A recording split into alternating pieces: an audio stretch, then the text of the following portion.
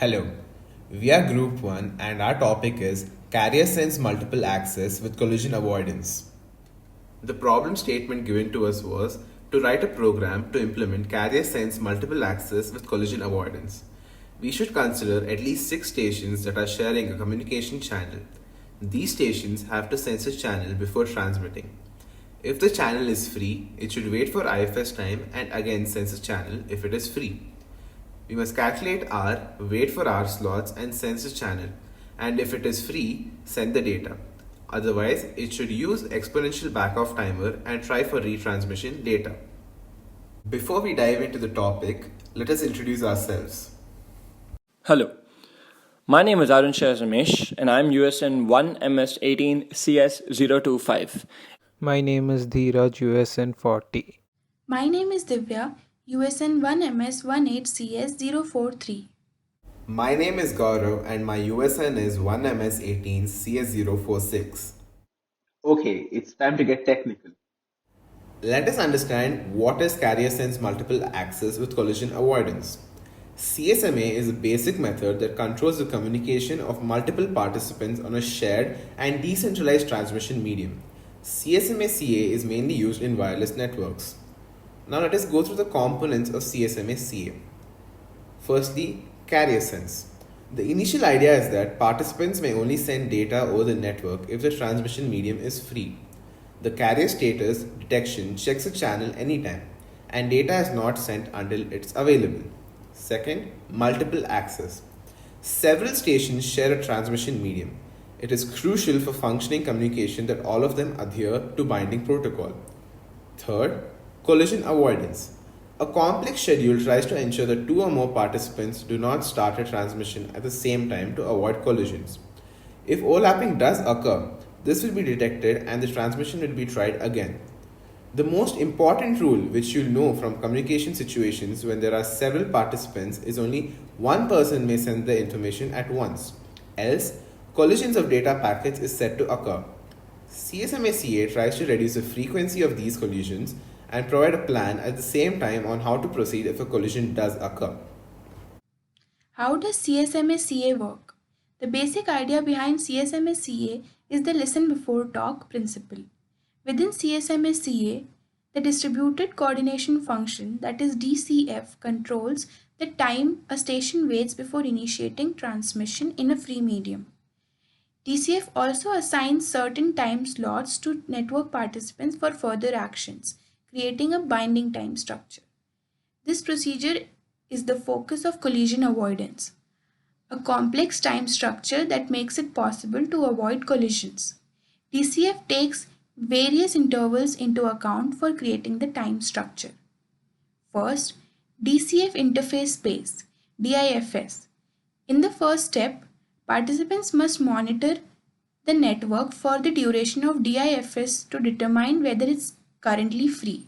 For CSMA-CA, this means that no other station within range is sending out a transmission at the same time. The DIFS results from the SIFS almost double the slot time within 28 to 50 microseconds long. Contention window. If participants determine that the channel is free, they wait a random amount of time before they start sending. This duration corresponds to the contention window. The time window doubles with each collision and corresponds to a binary exponential backoff BEB that is similar from CSMA-CD. Third, short interface space SIFS. After sending the data packet, the recipient node sends a notification.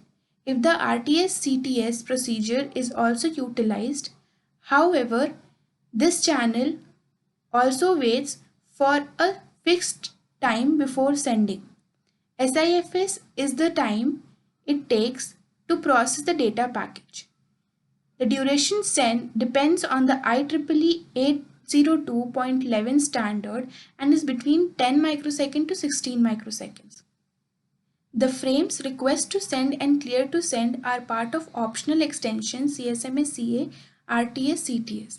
The procedure is upstream of the actual transmission data. If a participant determines that the transmission medium is free, the device first sends an RTS frame to the participant, that is to receive the data.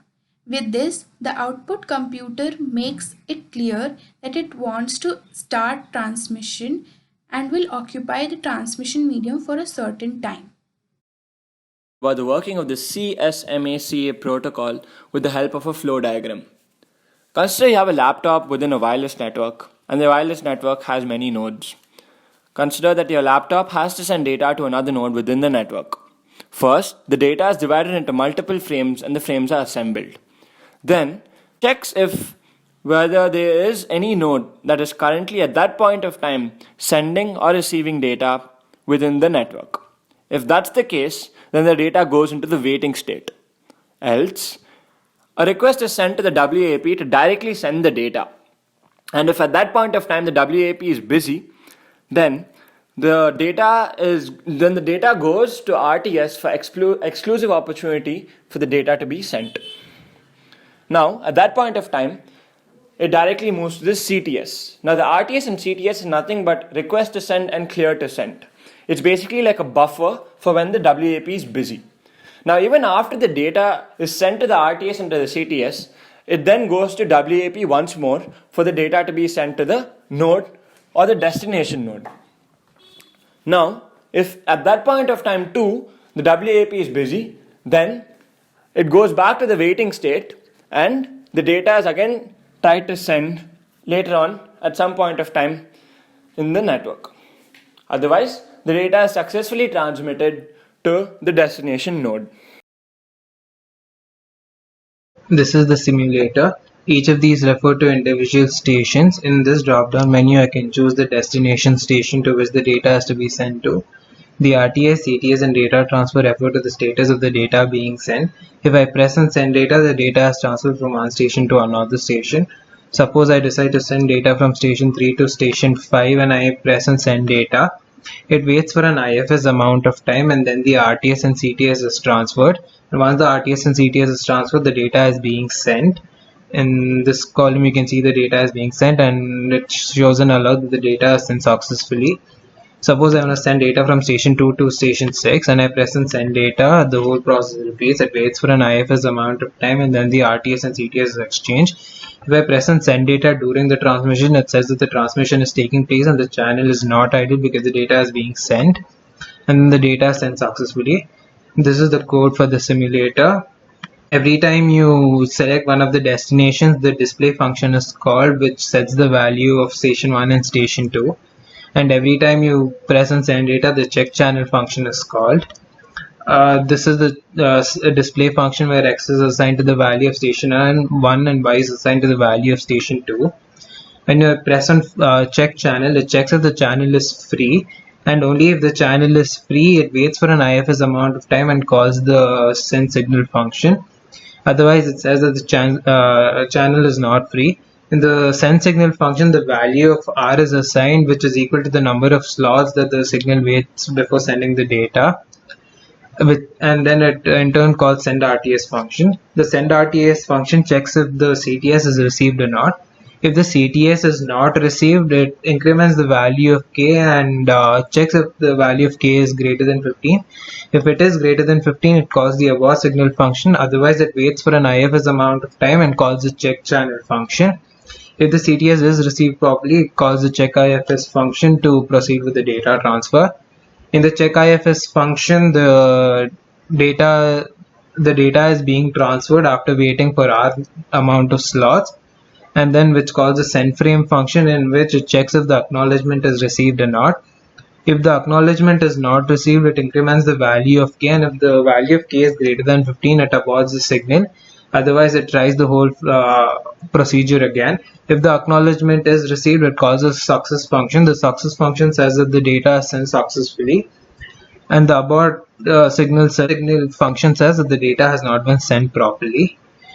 These are the variables used. X refers to the station 1, Y refers to station 2, IFS is a constant, K refers to the K value during each iteration, TP is the transmission period, channel refers to whether the channel is free or not, R refers to the slots.